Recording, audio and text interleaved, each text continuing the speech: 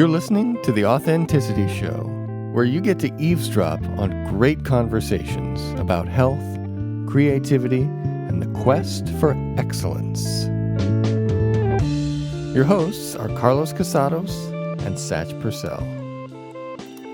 Today we have a wonderful conversation with two close friends joining us. We have Sammi Tucker and Rafael Lopez. Listeners of the show might remember Sammi Tucker from back in episode 17, where she came out and talked to us about her life-changing accident and near-death experience where she lost her arm and then turned it around and became a Paralympic athlete, and, very inspiring story. So she's back. She actually lives out here with us now. She's a close part of our group of friends. And Rafael Lopez is a great friend too, an amazing person full of wisdom. And I think Sammi and Rafi might have a thing for each other. Not sure, but I think there might be a spark there. Anyway, here we go.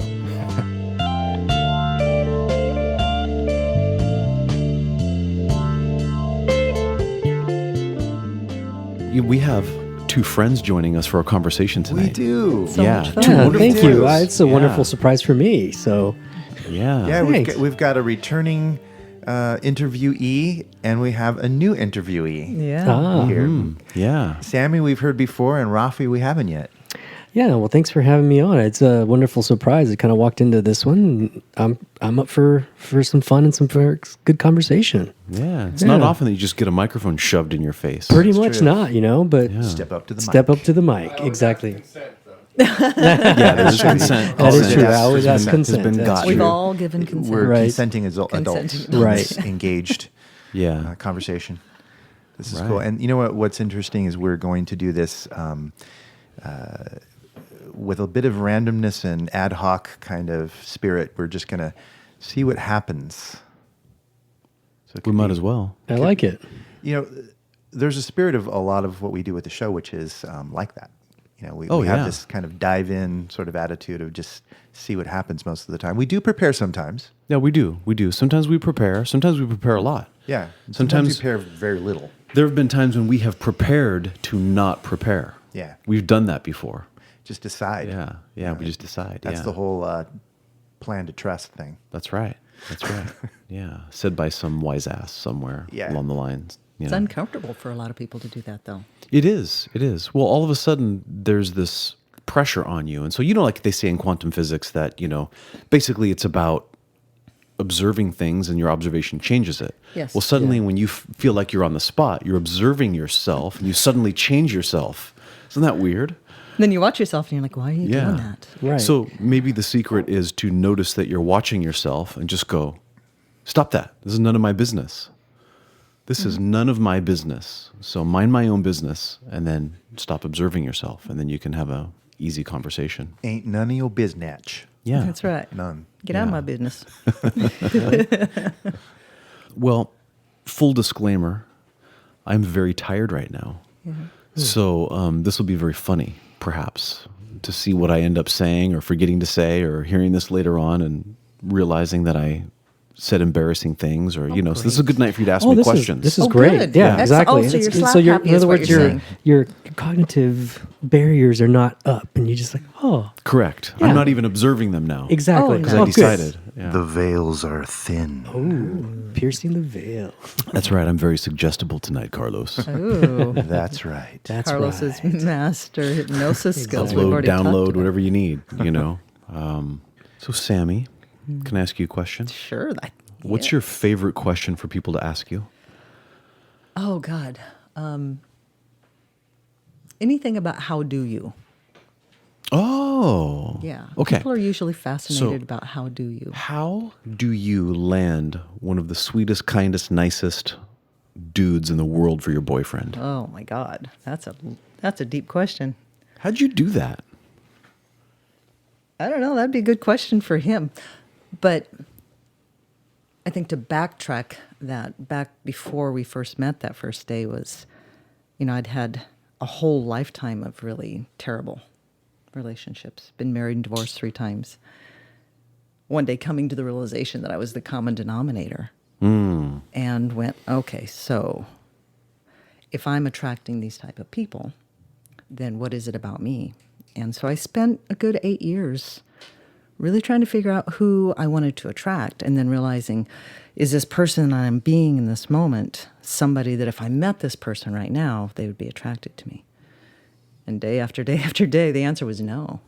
So it was a peeling back of the layers of who I thought I was and getting down to more of who I really am, without the labels and without the fear and without the idealistic pictures of what love and romance is. Okay. I remember when I met him. Oh, go ahead. I was going to ask you. No, I want to hear what you're about to say. Let's hear that. Yeah. When I met him, and it was at where I met you, same day I met you, Carlos, and It's an Yeah, event. at an Yeah. event. That's Yeah. right. And Rafi told me what he did, and he said, I'm a relationship coach. And I was like, oh my God. I was like, I am so not ready to date right now. But when I am, I want to hire you. And you said? I said, I can't train you. I can't coach you. I wouldn't feel right about coaching you because, And I was like, why? yeah, it's like, well, I'd just constantly be thinking about kissing you when I was coaching you. So as you can tell, I'm getting nervous right now saying this, but when I said it then, I was like, yeah, I'll be thinking about you. Like, I just want to kiss you instead of coaching you. So that's what I said. And I was And that was it had never, and it's not a line that I was using. It was just something that just came out of me. I was like, wow, did I just say that? And yeah, I so can see it was- that look on maybe- his face too. I think Yeah. maybe the work Sammy was doing on herself, you Yeah. know, had pulled that out of you. It's exactly it. I Interesting. stood up for the challenge, I guess, in a sense, or not the challenge, but the how can I say that? It's another an word for it. opportunity? Like an opportunity. Thank you. Yeah, yeah. It was like a great opportunity that presented itself. Thank you. And because it hasn't been a challenge. It's just always been holding space. Nice. Yeah. So, Sammy, how did you work on yourself like that? Because there are lots of people in this world, including just about everybody in this room, who want to work on themselves, and we all do work on ourselves. What was your strategy? How did you even figure that out?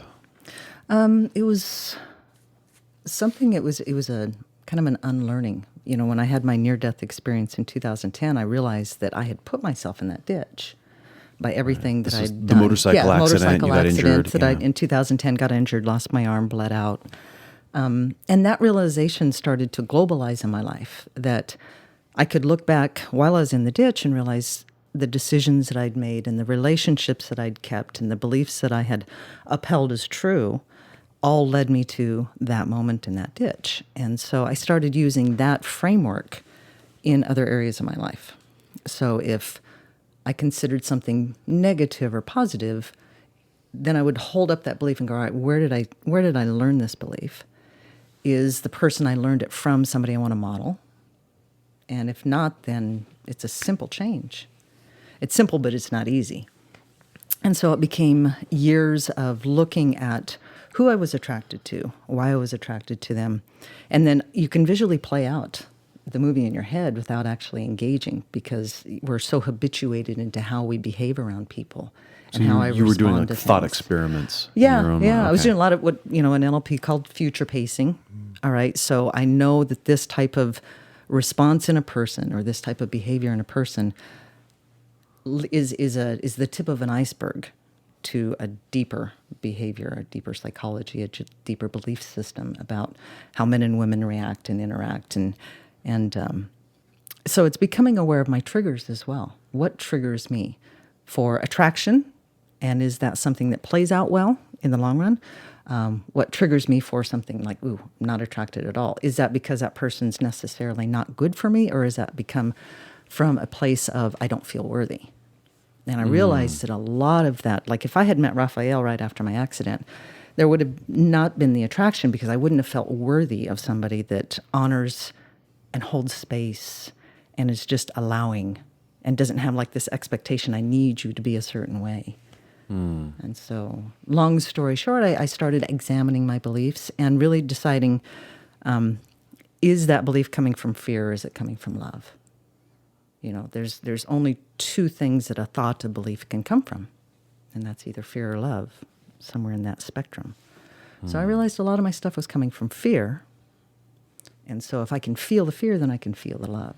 And it just becomes a state change. And as you change your state, you change your neurology. As you change your neurology, you change your patterns of behavior and you create different habits. So by the time he quietly pursued me, by the time it came to actually accepting the attraction, I was so ready for it. Yeah. You had to come to a place of loving yourself before you could even do that, huh? Yeah, and I had heard in, the personal development field, you have to love yourself first. And I had even said it, you can only love others to the level that you can love yourself. Yeah. And at some point that becomes a concept that you hear other people say, and then you embody it. And that took a hell of a lot longer than I wanted it to. I mean, it really did. It really did. I would find myself like slipping back into old patterns of behavior. So it took a long, long time. But I remember right before we finally really connected, I got to a point where I had visualized and I had written what this person that I wanted to attract was like. What were their values? What were their priorities? How did they approach life? What were their skills? What were their strengths? What were their weaknesses? Without the judgment of what that has to look like, And then I just released it and let it go. Because when I looked at that list, I realized, oh my gosh, I actually have those skills as well. Or there are skills that I don't have that I don't resent somebody else having. Mm-hmm. Because that happens in a lot of relationships. At least in my past, I would attract somebody who had something that I was missing in me, and then I would resent the fact that they had it. Has that ever happened? That takes a lot of insight to notice that. Mm-hmm. Takes quite a bit of insight to notice that, I think. I think we're all capable of it. It's just a skill that really isn't taught. It's not taught in our school system. It's not taught in our families, not taught in our culture. But it's just a skill. Yeah, even learning to love yourself, we hear it a lot. Knowing that you want to do that, knowing that you should do it because you've examined that people who are, healthy and happy and abundant do love themselves, but then applying it to yourself, if you don't know what it means, is a challenge. It's difficult. Figuring out how you're going to love yourself. It's a bit about like, well, yeah, up in my head, I know what that could be like, but down in my heart, down in my body, feeling that I actually love myself, that's a whole nother experience. And it takes practice. But it seems like, at least in my own experience of doing it, that, and I've hit a couple of new milestones with figuring out how to actually love myself in a deeper way. It's a profound difference between just sort of thinking that it's an important idea and actually achieving a feeling of loving myself. It's not necessarily a continuous thing where I'm there and then I feel it's just perfectly and seamlessly there in the underpinnings of everything I do. But it's more so like that. It's more something that I revisit, that I come back to more regularly and evenly throughout, my experience. So, do you find yourself catching yourself not loving yourself quicker? Yeah. Yeah. Yeah, totally do. It's like there's more mindfulness around it, so I can kind of catch myself out. And there was something I read John Morgan writing about. It was like based on a book that he had read. He was sharing about it. It was, he always writes profound stuff. He's great, but he was talking about how when you should all over yourself and when you make mistakes and you're just kind of getting bummed out about this or that, how that's a form of self-hatred. Mm-hmm. And when I first read that, I reacted to that as though that were just a little bit too strong. Like, come on, it's not hatred. You're just, it's just noticing that you don't like that particular thing. But then I sat with that for a second. I realized there's a reason why this is digging inside me. It feels a little bit irritating. And so I investigate anything that has an irrational feeling like that. And I realized, I think this is feeling this way because there's something in that idea that I need to explore. So I just went in deeper. I just said, okay, let's thought experiment this. Let's assume it's all hatred. It's either hatred or it's loving, right? So let's just play with that for a moment. And I realized it's much more effective as far as making a state change and a personality change and a behavior change if you let it be black and white like that. If you just decide that for the purposes of getting better at loving yourself, just notice whenever you do that and just think of it as self-hatred, and it'll be strong enough and alarming enough and nasty enough that you go, whoa, I don't want to do that. It's got a punch to it. Yeah. So because I did that, it sent me down the path of looking deeper at how I could be loving myself. So I feel like it was an effective practice to think about that.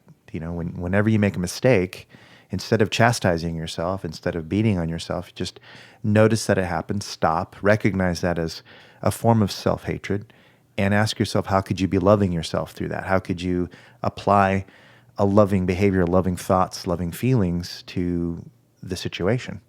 So I started doing that, and it made a difference. Yeah, because the hatred is really, love is just on the other side of the hatred, right? Just kind of like the other side of the coin, right? It's on the same spectrum. So when you can explore that, it's like once you've run out of exploring all the self-hatred, what else is there? You get to that point. We were speaking about this, something about the nothingness, right? The nothingness. You get to explore and you look into something that is everything, or like, how can I say this? There's nothing, right? So out of the nothing, you could pull out something, the thing that needs to happen, right? So it's the opposite side of the coin for that. And that's how I see that, what you're talking about. And also the should part. Yeah, we should so much on ourselves. And that feels like a burden. You know, that feels like a lot of work. Like, we should do this, we should do that. And the should word is just a constant loop circle that happens, right? It's a trap. It's a trap. It doesn't let you go anywhere, right? And so I think it's about letting go of the should and just being really present and being in that moment and going into that self-hatred and kind of diving through to the other side, which is love. Yes, and I think the fear, why people don't maybe gravitate to that right away, is the fear of, well, then I'm never going to improve. I'm never going to get better. How do I get myself to do the thing that I really want to do? And there is a way to do that. You can do that lovingly. Oh, completely. Yeah. And it's important to have the support system, I think, your friends and to kind of walk you through that. And people who there are a lot of people in this world. I mean, there's so many mentors out there. There's so many influential people, gurus, masters that can help with that process. And it makes so much sense. Just from a rational, ethical, moral standpoint, like, how would you treat a small animal or a small child? You know, if you're, most of us realize that, you know, screaming and yelling and being violent or having, you know, angry, vitriolic outspillings of words, and, you know, that's not the way to correct an animal. It's not the way to correct the behavior of a young child. You know, you want to teach them how to understand whatever it is that they're doing, so that they can socialize and be welcomed and contribute, and all the things that create positivity. You know, a child always feels best when they're able to contribute something. You know, I agree. And when they know that they're liked, and when people want to spend time with them. Those are all gratifying experiences for a lot of reasons, because they feel like they're part of a whole, and we want to feel some belonging. So if we wouldn't do that to a small child or a puppy, why would we do it to our inner self? It's like, you know, P. Lynn mentioned in her podcast with us about how the body is the first pet. You remember that? Yeah. Satch? Yeah, that was one of our It's a take-homes. great metaphor, Yeah. because you treat yourself like, you know, it's your first pet. Well, then how would you treat your first pet? Or how should you treat? Quote, yes. How should you treat your first pet? And how would you like to? What's the best way to do it? What is the best way? Yeah.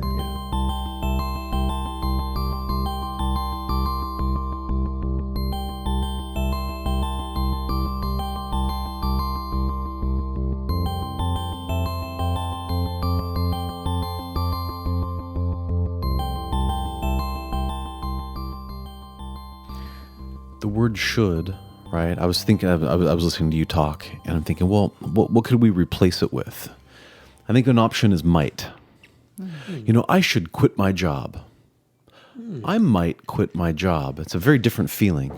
A lot It of is. You know what I mean? possibility. Yeah, yeah. Like I mean, there's all kinds there's of an words. openness Or even to what it. if? Yeah. Yeah, what Yeah. if is what What came if? to me as well. What Yeah, if I yeah. quit What my if? job? Might, Yeah. what if? What would it look like if I, Yeah. you know, might I consider? Yeah. Or another one, who says? Who says, yeah. I should this and I should that. Yeah. According to who? I Right. mean, really? Yeah, which one of me is talking? Yeah. And is it me talking at all? I should do better. Who should do better? I. Well, then who are you? Who are you talking about? You know what I mean? Like, you can have that conversation with yourselves. and see- Exactly. Well, we started off talking about that, how to like disassociate and you observe yourself. So who's doing the observing? And if you're Yeah. observing yourself, who's doing the observing? Yeah, who's this guy? Yeah. Who's that guy? Right? Yeah. I'm you. No, you're me. Carlos, something you said in how you were, one of the things that you did in learning to love yourself more was you sat with it. And I think that's the key where it's terrifying to sit with something that could possibly be self-hate, because like you mentioned, we all want to belong and feel loved. And if there's a possibility that if I sit with this emotion and I come to realize that I hate myself, then is there a chance for love ever anywhere? If there's so much hate in the world and there's so much rejection, and if I acknowledge that on some level I hate myself, then where is there possibility for love? Because we're supposed to love ourselves. I mean, it's like, Yeah. I think we have that innate understanding that we should love ourselves more than anything else. And so, but it's the sitting with it instead of the resisting it. That once you surrender to that sitting with and you just look at it, then it just goes away because there's no resisting. And then you can look at it and go, oh, this is just old programming. This is just somebody else's idea. These are just somebody else's words that I took on as my truth. And there are other words out there that I can now take on as my truth. And I'm going to try those on for a while. And then maybe that's not who I am, and I'm going to try these on. You know, because we all are only who we are in this moment because of what we've been exposed to and what we've learned. And so we're going to be completely different tomorrow on some levels. Thank goodness. Yeah, I know, right? Yeah. Yeah. What you're saying implies acceptance too. You know, the idea of acceptance, because when you move into acceptance, it opens up a whole lot of other possibilities because you're not resisting. Because, like you say, you know, that self-hatred can become evident in the example of people who are really, really critical of others and who become, you know, super spiky in their responses to people because they're just not happy. They're so unhappy and so triggered because there's a sense of weakness. It doesn't matter how big they are or how aggressive they are when you're looking at whether or not they're weak, because that response, that violent response or whatever, is coming from weakness. It's hard to see that when someone is a huge dude and they're, you know, swinging their fists or whatever, but when you back away from it, just as a human understanding thing, you know, knowing that what's driving this is a form of powerlessness. They feel powerless, and that's weakness. You know, parents beating on their kids or whatever. It's the same thing. There's a weakness there. They're feeling so raw and so incapable of handling whatever it is that this behavior comes out, which is terrible, has terrible repercussions, but if we're ever going to get to the root of how to solve it and stop it or reduce it greatly, we have to also address those things that are driving the weakness, driving the wound or whatever. That's a good point. Yeah. As you were describing that, I was getting an image of a dam breaking. And so, like, you know, there's a weakness and there's power all happening at the same time, and we sometimes look at the power too much, right? Somebody's angry and they're screaming and they're throwing punches, right? We think, oh, that's a lot of power right there, right? But why did the water break through the dam? Because of the weakness in the dam. So we can't focus only on the power that we're seeing. We have to understand that power was rooted in a weakness. That's why it was unleashed. It never should have been unleashed that way anyway, you know? I like what you said earlier when you felt some inner discomfort about an idea or a concept, that was a signal to you to yes, look at it. That's been rich for me. There have been several key moments in my life when I've noticed certain sensations that were negative sensations in response to something that I took it as a major lesson. Yeah. Yeah. A couple times in my life where that's really, really stood out. I don't necessarily think that every time I'm irritated by something that there's a huge gold mine of stuff in there. Sometimes it might be just something simple. But but when there have been some key moments when I've gone, I recognize this reaction is actually not, it's, what's the word I'm looking for? It doesn't match what I know of me in my approach to life. It's sort of, it seems like it's masking itself as something else. And it's hard to describe what that is, but it almost looks like it's got the ghillie suit on, you know, the camouflage ghillie suit. You know, you're military, but like this, you can just tell there's something off about that pattern there. Yeah. It's not the usual. It's something a little bit similar, but not quite that. I know what you mean because I've done it Sneaky. myself Yeah. too, you know, because you Nice try, ninja. Yeah. Yeah. You put that into good words. Yeah. You know, I recognize there's been a handful of times when I've had situations arise and I felt some knee-jerk reaction of irritation or something. And when I caught myself, it's like, where the hell is that coming from? And there's that self-inquiry, you know, and then you begin to start to follow the chain. Like, well, why would I feel that way? Like, this seems a little irrational that I would react that way inside. You know what I mean? And then it ended up leading to a, oh my God moment, you know? There's Is a that glitch the in the ridge matrix. pole you have been seeing? The ridgepole? Yes. Yes. Yes. Yes. Beautiful. It's a Decepticon. Yeah. Yeah. Yeah, it is. Yeah, and then as soon as you discover it, right? Oh my God, it makes room, it makes space inside you, you know, Right. for something better, you know. Yeah. We've been having some neat stuff. Just talking about our relationship. It was yesterday morning, and I'm sitting at the dining room table, and he comes home in the afternoon, and I had laid down in the bed and covered up for like 30 minutes. I was cold and just laid down, and he comes out with the little throw blanket, and he's like, "Oh, hey, you laid down," and it was just like he kicked me in the gut, and Damn you, Rafael. I was just like, ugh.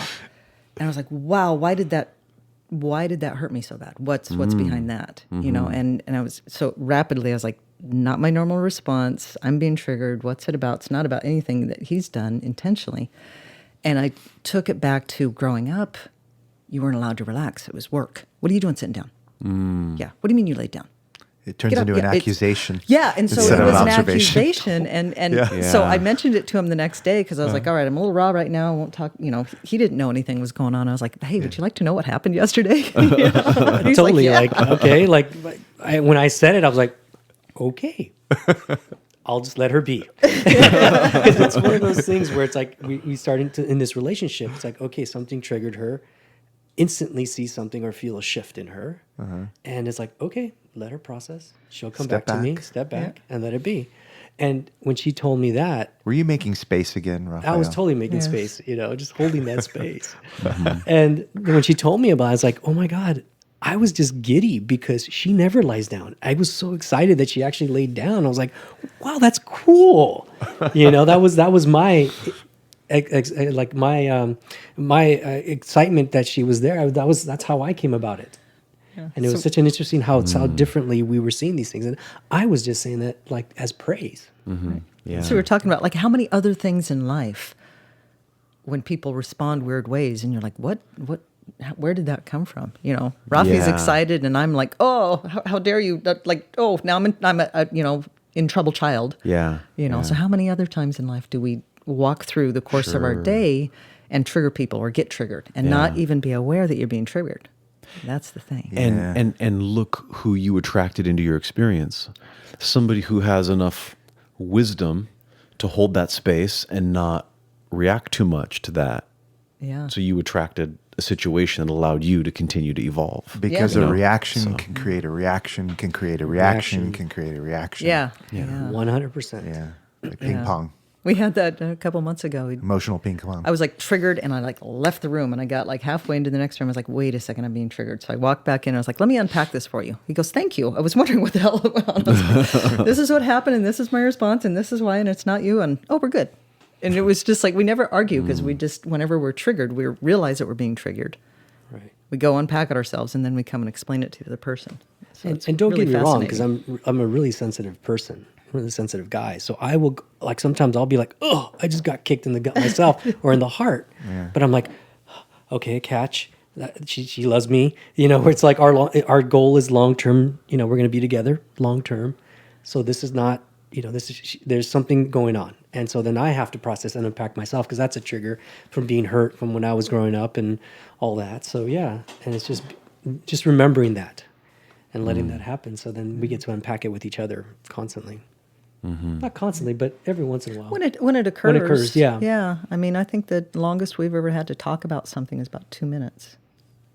You know, we were talking about language and words and optional choices for different ways of phrasing things and things like that. And that's all really, really useful. But I was just noticing another layer of it that's interesting to me as well, because I'm in a position a lot of listening to other people and hearing where they're coming from, what the problem is in their mind, you know, what they think the problem is, and then looking to discover what I think the problem is, and allowing my idea of what the problem is and what they think the problem is, to kind of coincide in some way that I can help them, right? Because that's what they're hiring me to do. And what I've discovered is the importance of utilizing the skills that I've learned in NLP for listening to language and discovering patterns and structure of the way they're constructing their world, and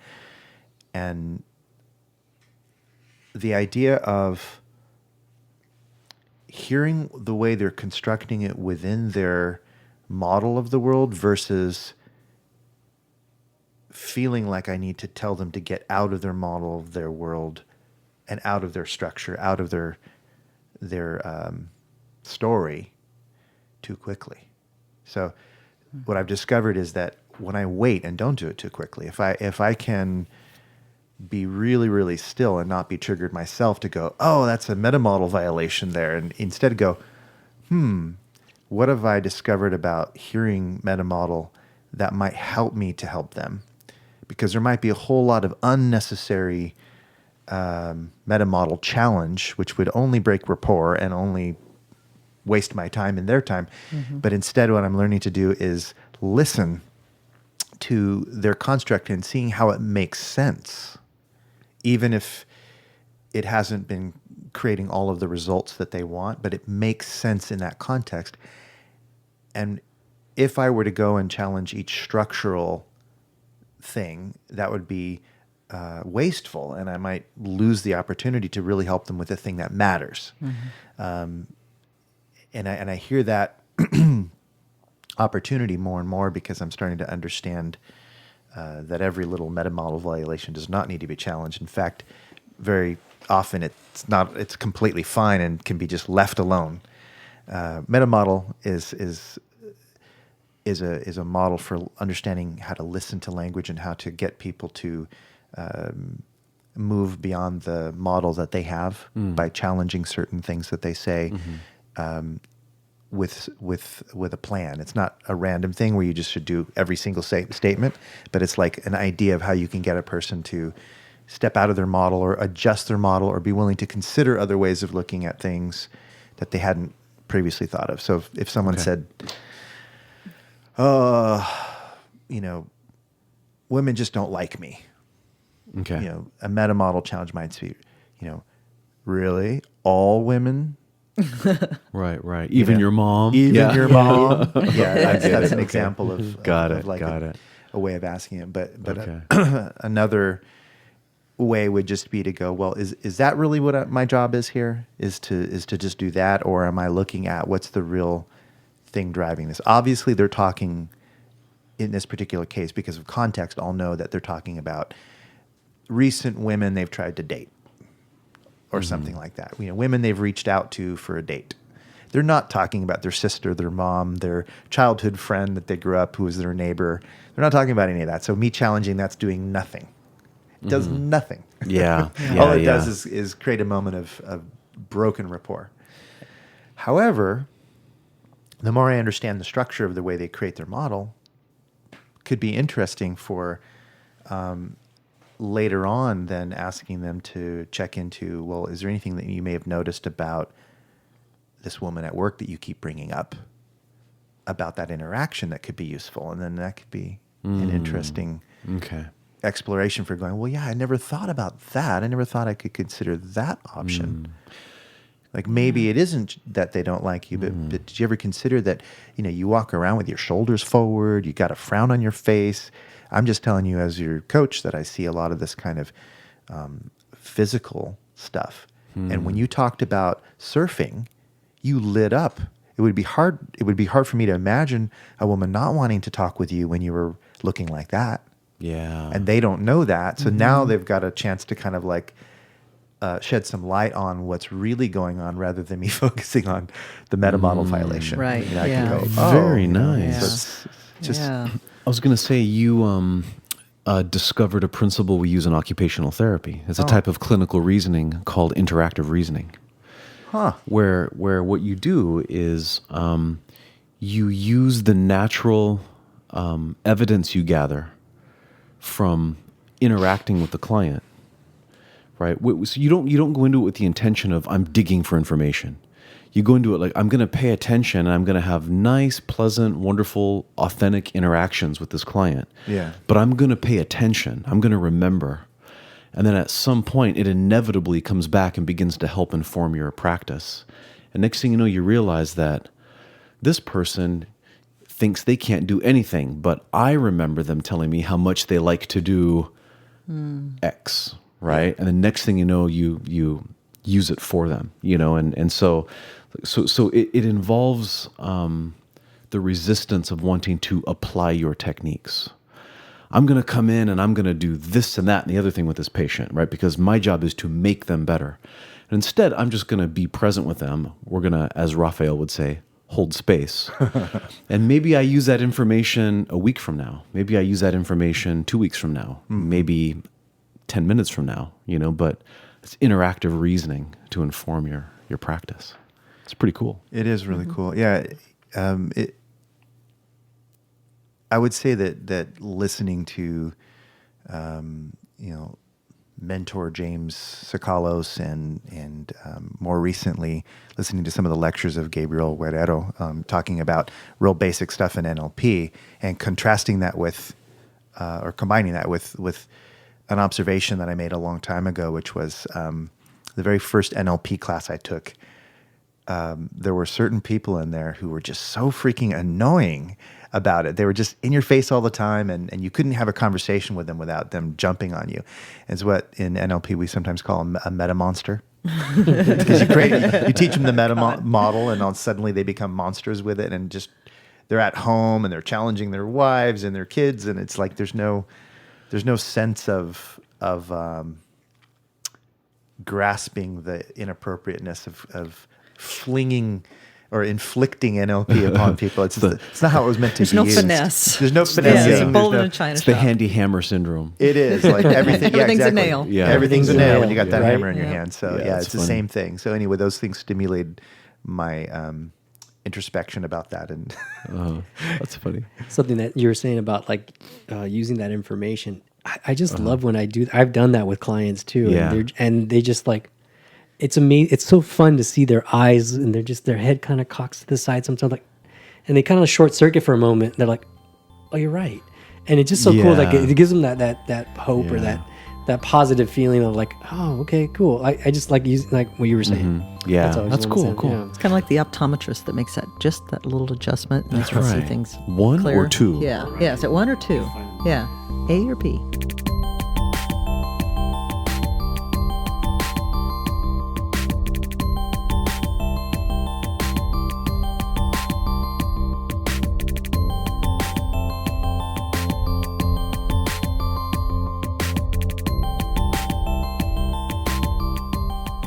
Have you guys ever tried to float a needle on water? No, I have not a intentionally. long time ago, yeah. It's fun. I had a feeling you would have done Yeah, this. because of the electromagnetic Yeah. Yeah. Yeah. If you're very careful and you fill a glass of water all the way to the top and you hold a needle like a sewing needle, if you're so careful, you can set it right on top of the needle and it won't break the barrier and it won't sink. It'll float on top of the needle. Electrons, baby. So it's all in your delivery, people. It all depends on how subtle you can be and how soft you can be, and Gentle approach. that's right. Even with a needle. Focused the and needle. present. So what is it that you say when you approach when you're working with somebody with the awareness as if Tiger you were tail. standing on the edge of a cliff? Oh yeah. Yes. So Pulling on this the is an tiger's old acupuncture thing. So, Yeah. and I learned this from a wonderful instructor of mine, Dr. Zhao Wang. Right, hello, Dr. Wang. He taught us when you are about to treat a patient, or let's translate that into you are about to work with another individual in any capacity. Yes. Become as aware as though you're standing on the edge of a cliff. And when you touch the person, be as aware and gentle and deliberate as though you are grabbing the tail of a tiger. And every time I use it, it always puts me in a much better state of mind to do something. Even telling you all three of this right now completely changed my whole being. Yeah, I could watch you. Yeah, Just yeah, I your know. physiology. I'm looking changed. at Carlos Yeah. watching me like, oh, he's totally changing right now. Yes, Right, you know. but you do. Every time I hear you talk about that, your posture changes, your breathing changes. Everything Yeah. changes. Everything Yeah, I immediately go into a very powerful state that I've practiced for many, many, many years, where I'm having to be on point and be there for people. Talk about holding space, Rafael. I mean, that will very powerful. that will cause me to hold space like that. You know. Do you ever practice this on Seamus?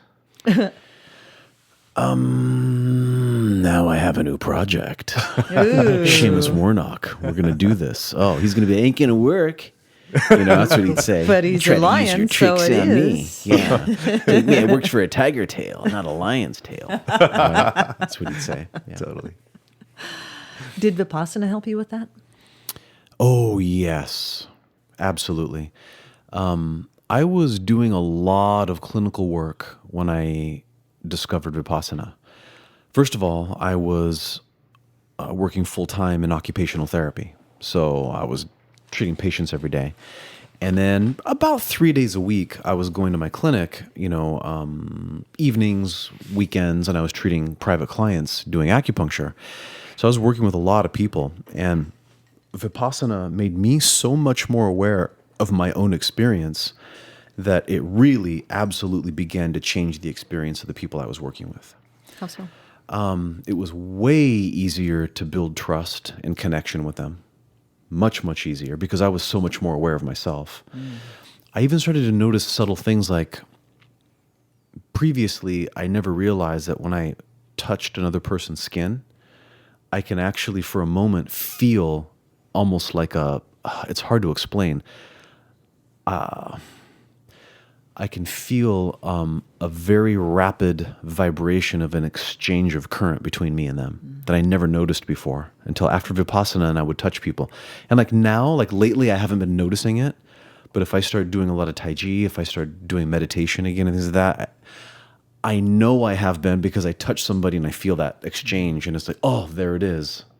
It's unmistakable in my fingers. And it is happening at the level of the skin. You know, it's unmistakable. Yeah. Yeah. And I'm pretty like kind of down to earth with those kinds of things. Like, it's not like I walk in and the incense is going and I feel your energy. It's not like that. You know, it's like, oh my, whoa, what was that on my fingers? And the first several times I noticed it, I'm like, this is like a real thing. This is happening to every single person that I touch. Yeah. You know, like every single person that I touch in this clinic today.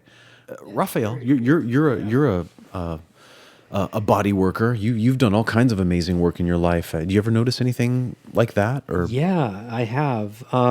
I feel more the sensation of heat, and I've never had electricity or any kind of like kind of zap or anything feeling like that. But even just speaking about it right now, my hands instantly heat up, and they'll turn red, and so it's there is like an energy behind it, and it's just been the years and years. And as of late, I've been noticing more, like we've been thinking about this, but even before we started talking about this, is the energy just kind of going through me. Me being more of a conduit than anything for that person that needs to be whatever they need. And I'm not there to dictate what it is I'm doing. But yeah, it's very palpable to the point where like I just lay hands on somebody's back and it instantly their body just goes boom, like just relaxes, just shuts off. And it's like, wow. And I think it's just all the years of doing this work. I'm instantly, easily just find that spot that needs to be touched right away. I don't even have to find. I just go my finger just goes right for it. And I joke, it's like, how do you know how to touch these places? And I'm like, there's a little X kind of drawn on your back there, or something like that. And they're like, ha ha ha. But it kind of is. It's like for me, it's just, it's not even. I don't see anything. I just feel that spot. Yeah. And like, I know you can't really see it, but like my hands will start to get like red instantly. And I think it's just like, it's like just on. Yeah, sure. Yeah. It could kind of, when you said you put your hands on somebody's back, and you've worked on me. Yes. Right? Yes. And so you can tell the hands of somebody who's experienced. Yes. There's an immediate difference. I know, Carlos, you're nodding here because, you have those hands too. Yes. Carlos, Hands, yeah. When you put your hands on somebody and you get that immediate kind of response or connection or whatever's happening, it reminds me of when a professional comes to your house to do some kind of work, like an electrician or a plumber, and next thing you know, they've shut the water off, they've shut off circuit breakers, and you're like, whoa, how did you even know where the water thing was to shut it off? But that's what they do. That's why they know. Do. Exactly. And they develop, well, it's probably over here. They have an instinct for where the water main is, and they're right most of the time, right? It's just kind of the same thing. You put your hands on somebody and you're like, well, it's probably going to be really tight here. Exactly. Yeah, there it is. Yeah. And like before, it used to be very mechanical when I first started, right? It was just a like 1, 2, 3, 1, 2, 3 stroke. And then just letting that go to the point where it's just like, all right, whatever they need. And and then it's turned into even more the talk while I'm doing I was doing the massage work, the body work, and using the person's stories and giving them back. And 45 minutes later, it's like, well, and giving them the suggestions. So it's been a lot of fun integrating all of that together. But it's one of my passions. I don't think I'll ever ever stop doing some kind of touch work, not necessarily body work in that sense, but that touch work. To help people release some of that stuff, whatever is being held in there.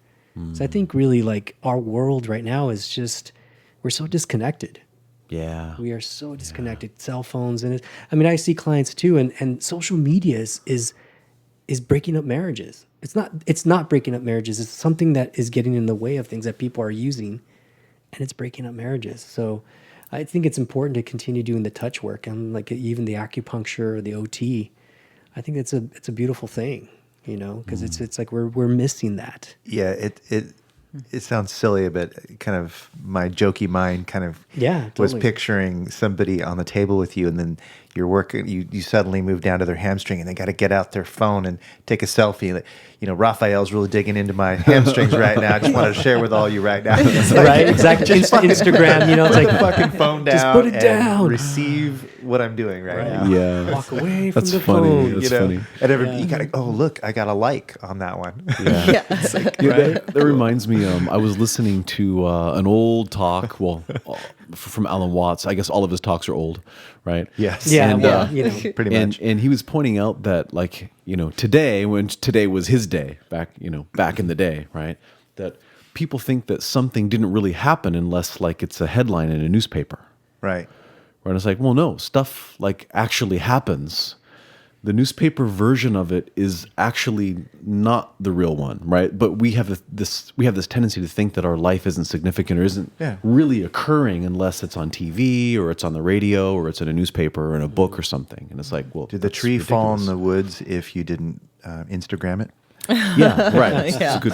Yeah. That's a new one. Yeah, there you go. Yeah, FOMO, fear of missing out. We need to document everything or it didn't happen. Yeah, FOMO. That's right. I like that. Yeah. That's Yeah. fear of missing out. And then there's JOMO, What's There's that? the joy of missing out.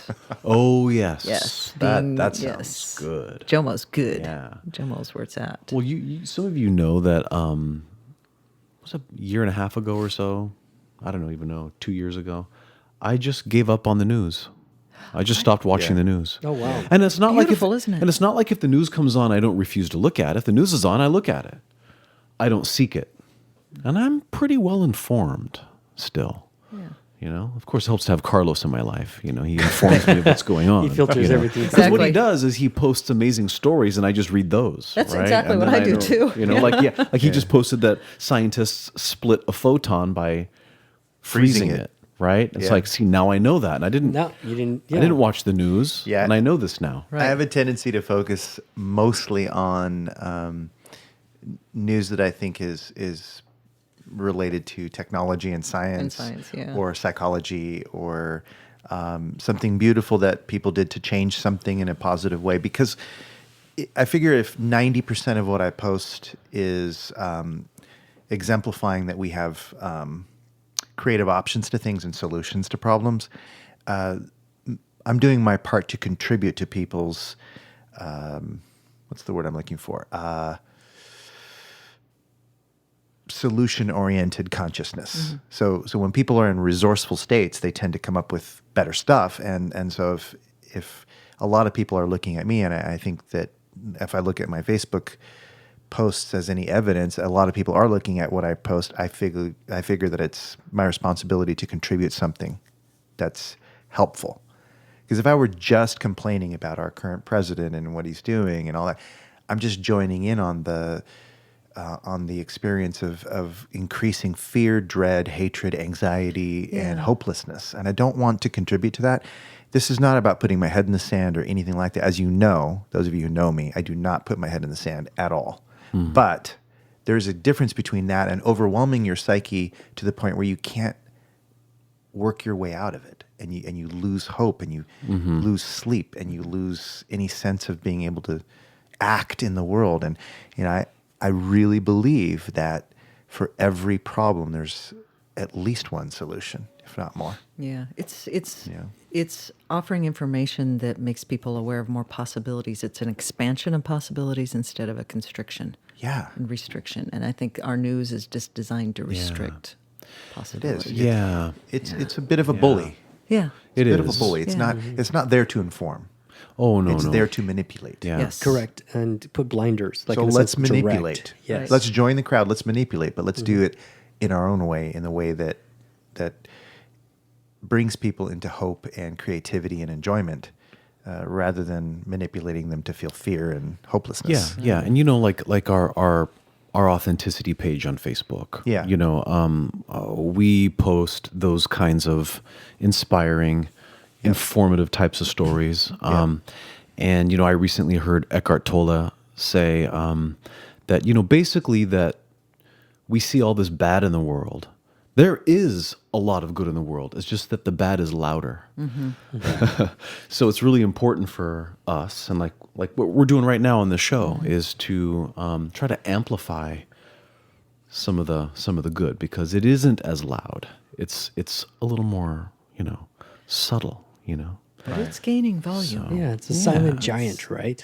Just kind of waiting to come out and be seen. Yeah, exactly. And it's getting louder. People are coming out of their stories. Yeah. I've said this before, I'll say it again. It is kind of a little bit us against them, a little bit, in the sense of, when I say them, I'm talking about from on high, the news stations, the government, et cetera, et cetera. There's a tendency to kind of not create unity, but to create division, and to create sides arguing and fighting against sides and maligning each other and that kind of thing. So I think that if there were a sinkhole in the neighborhood and somebody drops in, it doesn't matter whether the person who's next to you is a Trump supporter or not a Trump supporter. they're probably going to go, oh my gosh, Betsy and Bob, are you okay? And here, let's get some rope, and here, I'm going to help pull you out. You just put this around. I'm so sorry. We got helps on the way. I mean, people who have relationships with one another are going to care about each other's well-being. And if we remind ourselves that that's what this is really about, is like getting fellow human beings to be kind to one another and care and concerned, and take it out of the dialogue about, how dare you voted for that person or didn't vote for that person, or you're against this or you're for that, and that divisiveness is less important, and that's become, unfortunately, in the social dialogue, more important. I think it's less important, but it's become more important because the spotlight's on, well, who did you support, and are you with this group or are you with that group, and it becomes really difficult. So my personal mission lately over the past few years has just been reminding people, my clients and friends, and just general conversations, is, hey, especially when I realize I've got friends on both ends of the political spectrum. Mm-hmm. Here I am, radicalized to the center, as my friend Dean said. And I'm looking at that and going, guys, you're human beings, and we're all here trying to survive. If we don't correct that mindset, we're not really going to get out into the stars, at least not as a group. We're not really going to protect the earth. We're not really going to be able to come up with all the solutions we need. So just focus on, I know it sounds stupid, but be nice to each other. It's be nice, getting be kind, away from competition, cultivate kindness, and promoting and teaching collaboration. We were raised that it's survival of the fittest, and that nature is at its core based on competition, when really it's based on collaboration and unity and oneness. And we each in our own unique ways spread that message. Yeah. And it's catching on like wildfire. Yeah. And it doesn't sound stupid. It doesn't, to be nice to each other. I think that's just something that is, again, perpetuated to make it sound stupid. But it's not. We used, in the past, it's been that. Be nice to each other, right? Thank you for that. Yeah. Yeah. Because it's just like, again, it's something that's almost in our unconscious. That's kind of drilled into us. If it's not with the norm, it sounds stupid, or it's not right, or something like that. Yeah. Yeah, it's important to be nice. I like to turn ideas on their heads sometimes. Yeah. Like I like to think of, challenging as let's challenge the assumptions. Challenge the assumptions that are causing people to argue against one another. Rather than let's challenge the other side. To a battle. It's like, no, I mean, that's not really leading to integration or solutions the way we could. Kindness is a direct challenge to all the hatred out there, but it's not. When you're being kind, that's not really what you're thinking. It's not really on your mind that you're challenging everything, but you are. But you are, yeah.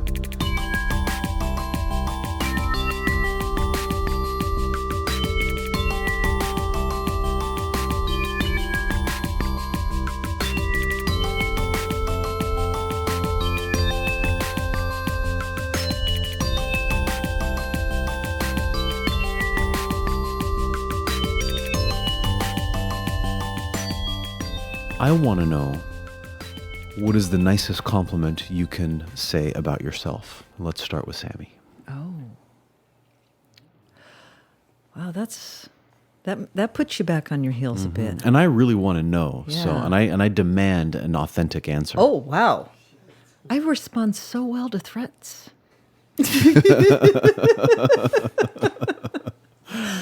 Here, let me turn it More up of a a notch. demand than Yeah. a threat. Yeah. it's a demand. What'll happen to her if she doesn't? That's a see, threat. that's where I was right, going. that's a And threat. That's what my if I question to don't? you. Right. God. Then I'll have to make up my own compliment. Yeah. You don't want that. Yeah.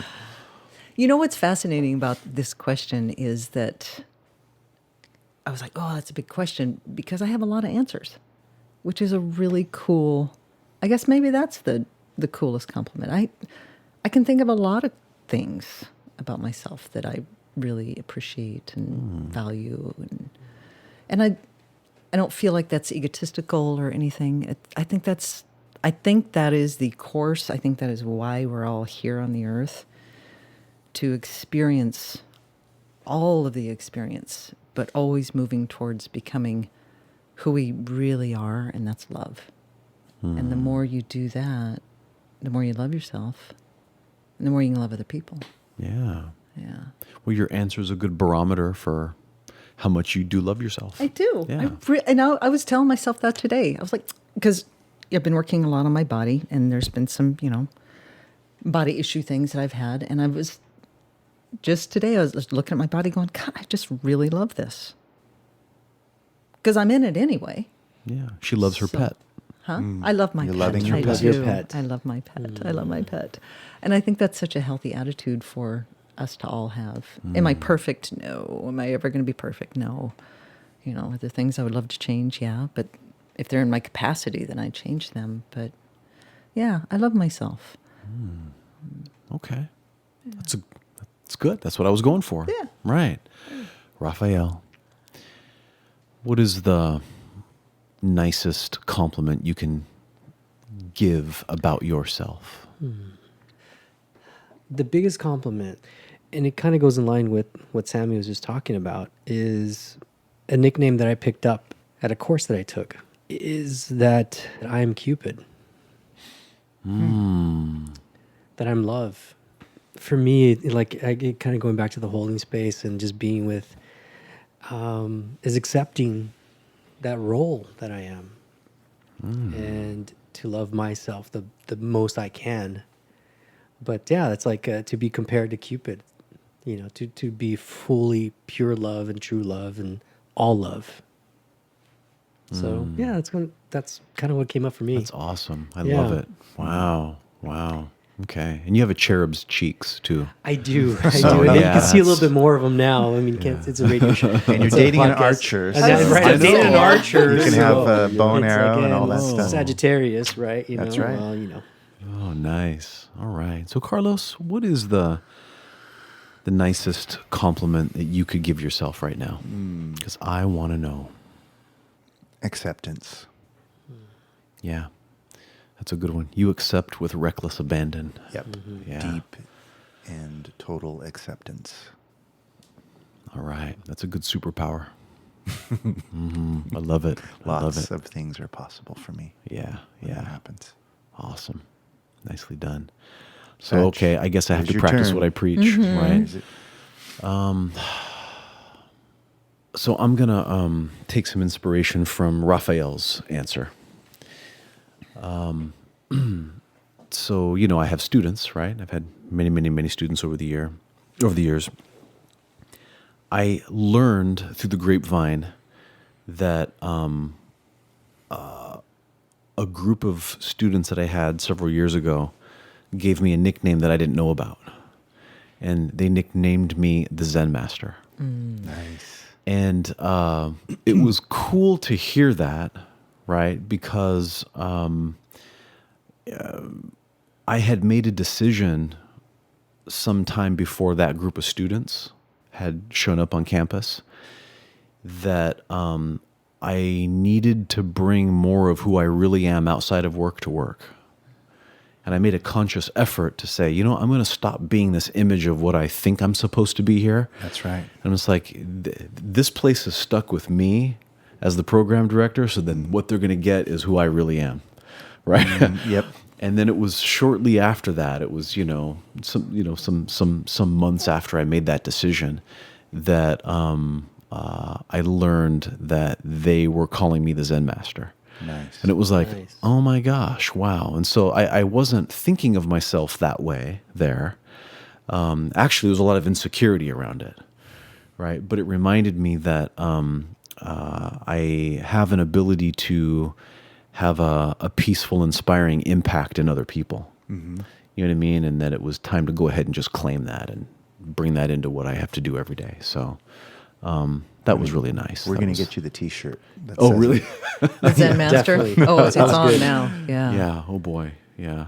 So. I That's would great. That's concur with perfect, that. man. I could totally see why they gave you that. Yeah, that Thanks. fits. Thanks. Yeah. And I remember the discussion of you talking about bringing yourself to work. You do. You remember Yeah, that? I remember that conversation. Yeah. I would have probably told you like on a run or something. It was on a run. Yeah. Probably By the riverbed. There we go. in Irvine. In Irvine. You remember. Yeah. Yep, that's it. Awesome. Cool. That's beautiful, man. There we go. Yeah. Well, cool. Well, this has been awesome and fun. a wonderful, just kind of spontaneous conversation. I love how we just rolled with it. We just kind of, I knew we could do it. All these brilliant minds together. Yeah. Carrying people in one room. It's always good things can happen from that.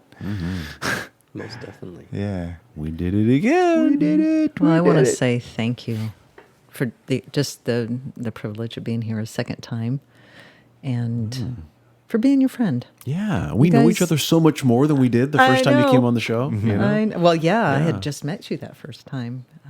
And Rafael, nice to have you on the mic. Thank you so much. No, I appreciate the Yeah. opportunity. Yeah, most Yeah. definitely. I know we talked about it a little bit a while back, and this is the way it kind of showed up. And I was thinking about it. We'll all be friends forever, so it's just going to be interesting to have an archive of conversations that can be referred back to in future times. Right. So it's just nice that we have this. Yeah. When beautiful. we're in our 90s, It Right. is. you know. And we look back and we're like, oh my God, I was that way. Yeah, I said that. Well, back before you were enlightened. That's right. That's right. Way back in the day. Which self was talking, Sammi?